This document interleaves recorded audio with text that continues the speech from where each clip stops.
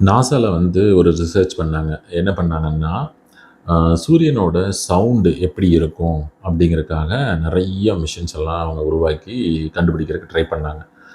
கடைசியா அவங்க கண்டுபிடிச்சது என்ன அப்படின்னா, ரொம்ப வித்தியாசமா இருந்தது. சூரியனோட சவுண்ட் வேவ்ஸ் வந்து ஹம்ன்னு ஒரு சவுண்ட் வந்திருக்குது. ஹம், ஹம், ஹம், ஹம். மேபி அது வந்து அந்த வேவ்ஸ் வர்றதுனால அந்த மாரி வந்துச்சா என்னன்னு தெரியல.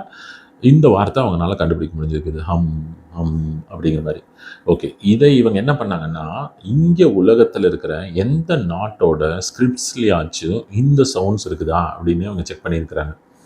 செக் பண்ணி பார்க்கும்போது தான் இந்தியால நம்ம ஓம் அப்படின்னு சொல்றோம்ல, அதனோட உண்மையான அந்த ஒரு ப்ரொனன்சியேஷன் எல்லாருமே சொல்லுவாங்க. ஹம் அப்படிங்கிற மாரி ஒரு ப்ரொனன்சியேஷன். இது ஒரே ஒரு வார்த்தை தான் வந்து அவங்களுக்கு ரிலேட் ஆயிருக்குது.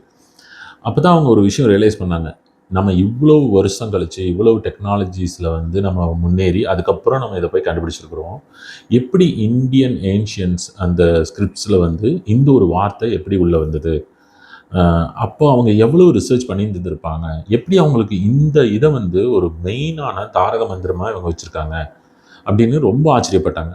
ஸோ இந்த விஷயம் நாங்க வந்து ஒரு டைம் நான் யுஎஸ்ல கார்ல போம்போது, எஃப்எம்ல வந்து அவங்க பேசிட்டு இருக்கும்போது நான் கேட்டது ரொம்ப ஒரு மாரி புல்லரிச்சிருச்சு. என்னடா இது! நம்ம நாட்ல நம்மளோட இருக்கிற ஒரு ஒரு வார்த்தை வந்து இவ்ளோ பெரிய வார்த்தைங்கிறதே அங்க யாருக்குமே தெரியாதே! அப்படிங்கிற மாதிரி நான் நெனச்சுப்பேன். அதனால தான் என்னோட ஃப்ரெண்ட்ஸ் எல்லாத்துக்குமே நான் இந்த ஸ்டோரி அடிக்கடி சொல்லிட்டே இருப்பேன். இத வந்து நீங்க யூடியூப்லயே போய் போட்டு பார்க்கலாம். What is the sound of sun அப்படிங்கிற மாரியெல்லாம் போட்டு பாருங்க.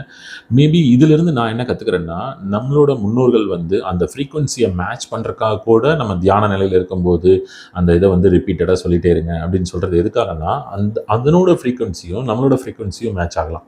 அதான் அடிக்கடி சொல்லுவாங்கல்ல, இந்த பிரபஞ்சத்தோட ஒரு பகுதி தான் நம்ம.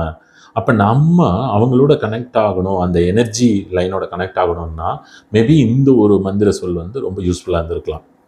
ஓகே. Thank you.